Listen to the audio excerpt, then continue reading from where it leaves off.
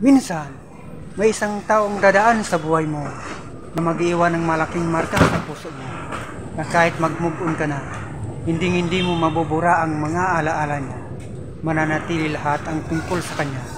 Pwedeng sabihin mo, okay ka na, tanggap mo na. Pero sa puso't isip mo, tandang-tanda mo pa rin siya. Na minsan, may isang taong minahal mo na nagpangiti sa iyo ng labis at nagpasaya ng sobra sa puso mo. Welcome to Sia Page. Maligaya pong marapin ng una pong kabanata 6 year. Ito ng aking buhay. Akin ang kalimutan ang una natin.